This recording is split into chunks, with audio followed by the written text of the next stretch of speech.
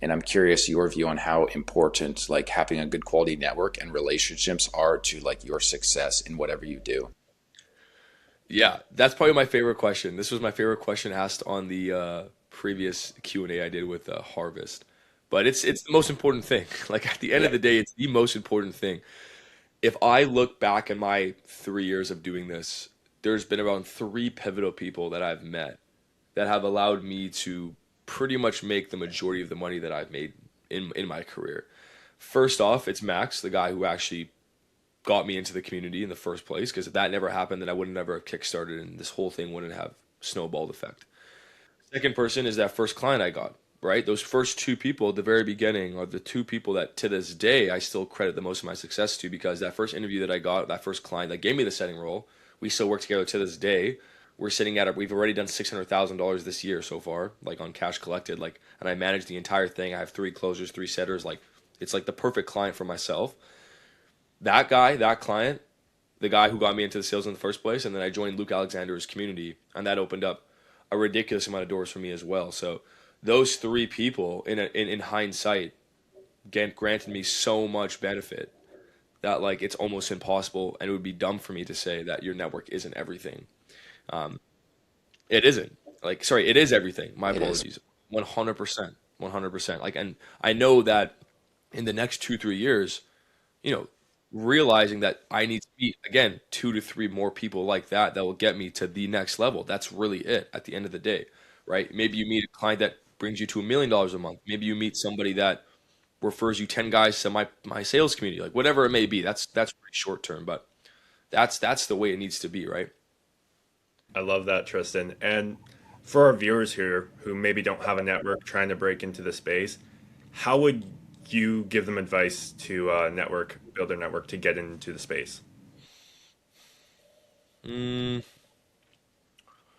it's a shame to say, but the space is pay to play. It is. Like, this space is pay to play. You want to make the big boy money, you need to be in the right rooms, and to be in the right rooms most of the time, you got to whip out the card. Might be kind of, a bit of a backhanded thing for the viewers, and I'm not trying to tell you to buy anything. That's not my goal. But it's true. Like, the communities that I got in that allowed me to make all those connections was because I whipped out my card. From the beginning to Luke Alexander's program, I whipped out my card. I took a chance on myself.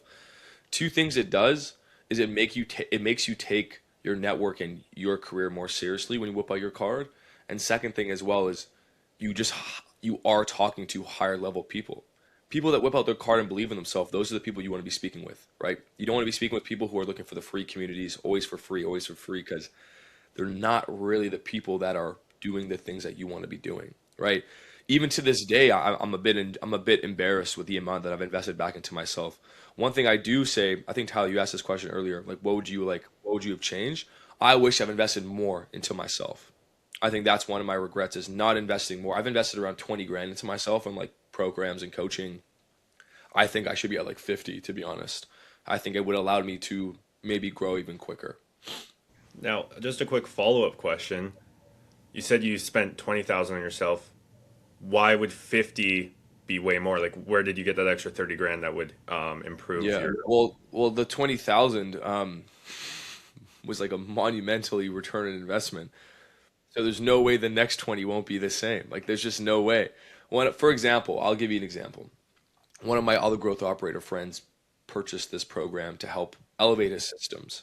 And I was like, 5 grand to elevate my systems. I don't really see the value in that. I can figure it out myself. I'll hire some virtual assistants. I can do that myself. That was my mentality, right? People in high ticket sales and feel this way all the time. That client, sorry, that person he paid ended up she gave him an extra client because obviously she's in his circle, he's in her circle now, right? So she got his client, monster client. That guy, my friend, paid for her service. She handed the client off to him. That was a $30,000 profit per month client for him. So his 5K investment did that for the systems. I'm sure it helped a little bit, but it wasn't the systems. It was that connection that they made. And now he probably has made over $200,000 off that client in the last 6 months. That is a perfect example of what I mean. Like a perfect example.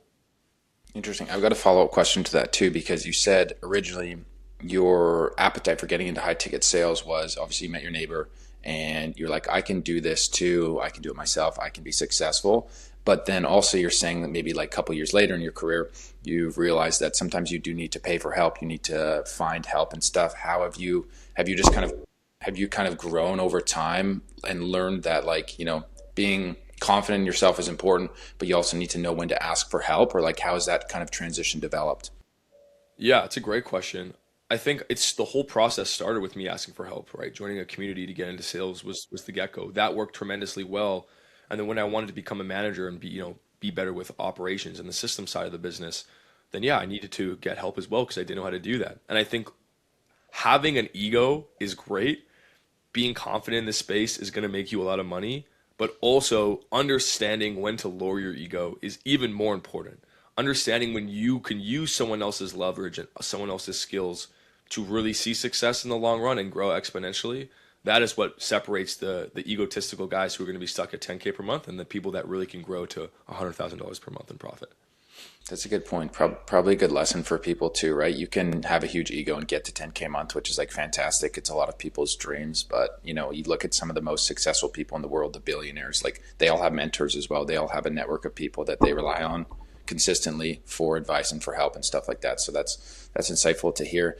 And Yeah. maybe we should give you the floor a bit to talk about tier one. Obviously, you have a community. We're talking a lot about networking and your growth and stuff like that. Do you want to kind of explain how that works? Yeah. So the whole thing started as a passion project. It never started as a way to fund income for myself. I'm not a big believer of these info guys who are like relying on courses and communities.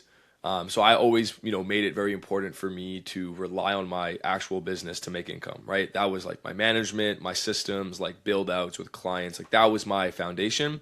And then tier one was always a passion project, Canadian tier one sales community on the side. So it started off with just having about 25, 30 people DMing me about high ticket sales, all from, my university in Montreal, back in Vancouver, my hometown. People were just asking and curious about it, wanted to get in.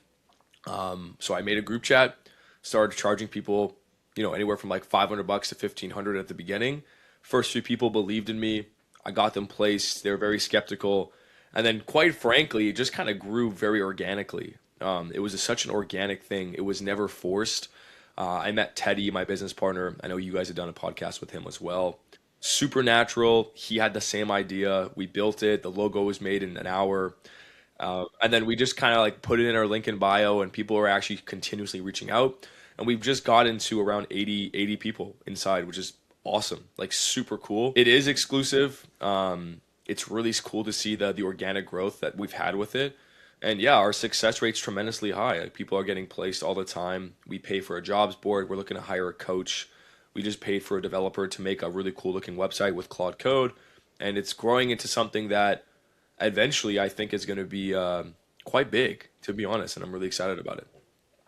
That's awesome to hear, Tristan. And I love how you said it started as a passion project. I mean, something Tyler and I have been talking about on the last couple podcasts is doing what you're passionate about and then monetize it. It will turn into something bigger. Yeah. How has the transition been from managing salespeople to actually training them? How has that transition taken place? It's tough. It's really tough. That was one thing that I really took for granted was just being a closer, having my calendar. You take their calls, you pivot, you fulfill it, you're done. You can go off and enjoy the rest of your day. Managing and training is a different beast. It's extremely difficult, to be completely honest with you, and it's something that I wasn't expecting to be as hard as it is. The biggest reason for that is just not everyone's gonna like your style. Not everyone's gonna like you. Not everyone likes the fact that they have someone who is quote unquote above them, and that really resonated with me because I always disliked growing up when like people would power trip me. And so the manager that I try to be is I try to be like a friend. I try to be someone who almost, you know what I actually try to be, and this is really interesting, and I think a lot of managers should write notes on this.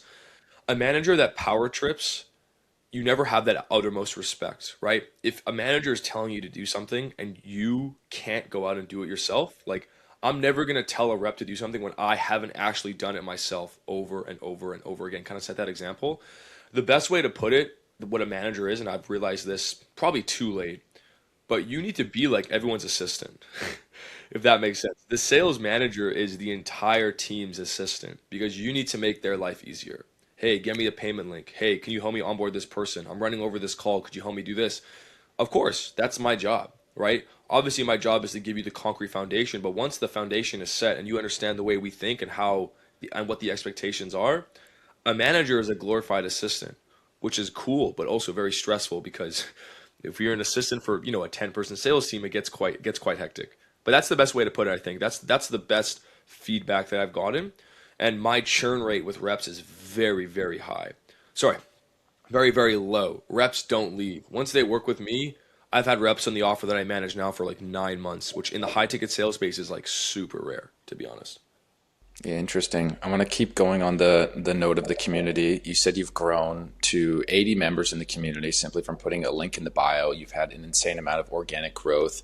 I want to get into social media a little bit and how you view the importance of social media or simply just being visible on the internet now, and how that directly relates to success in business. First of all, it's a fantastic question, Tyler. It is everything. That is one thing that has drastically changed the way I'm living life right now is indeed social media. I don't intend to be flashy, but I do like to document what I do or how I live my life, right? A lot of people that are joining the community, they don't resonate with the cars or any of that BS for me. I don't even post that stuff. They just resonate with the way I can freely travel and live my life. And I think that's awesome. And I think for the first time in my life, I actually have a brand identity on the internet. And it's been probably the coolest thing for me to really understand that, like, yeah, people do enjoy watching the way I'm living my life, right? Bouncing around from place to place, being able to not lose money every time you travel. And I think that's been the coolest thing for me. But it's a great question, man. In terms of business, it has like 3x the way that I'm operating by simply documenting, which is surreal to me. Now, Tristan, you mentioned also having a personal brand, it being 3x leverage. For new setters and closers, when do you think they should start building their personal brand if they want to get bigger, go into management? When do you think that becomes critical to their development? So this is an interesting topic that you just brought up. They might not like my answer, but I don't think they should start a personal brand until they have some sort of actual skill set. That's one thing I will say. People that are starting personal brands nowadays are kind of just doing it for the sake of doing it. Which again, if that's the route you want to go down and you want to go solely on personal branding and like influencer type vibe, that's fine. However, if you're starting a personal brand documenting something business related or information related and you haven't actually conquered the space you're in, then I wouldn't recommend starting a personal brand because it's just going to take away from you being able to fully grow and develop in the role that you're currently in. Does that kind of make sense? Yeah. I'm curious about the skill set specifically. Sorry to cut you off. No, you're You good. say you should focus on skills before, branding and social media and stuff, and that makes sense, right? There's a lot of imposters out there. Not necessarily that everyone has to go to university. I know that you took that route and you mentioned a lot about networking and community and stuff like that to build that skill set. Do you think that that's kind of like step one? Is there any like books, courses, YouTube videos that you think people should be watching to build these skill sets up? Or do you think like step one is like go find a good community of people and learn from them? Yeah, dude, you asked me some insane questions today. Yeah, university, I don't regret going to university at all. University allowed me to meet the guy that got me into high ticket sales. University is where I got all my practice out. All those presentations in class, all those awkward group meetings, talking to profs, confronting people, meeting people in my gym. Like, if that didn't happen, I would not be the person I am today. And that, ignited the networking the networking aspect in order to go break into the high ticket sales space successfully. So yeah, I think getting just good, solid people around you is the first thing.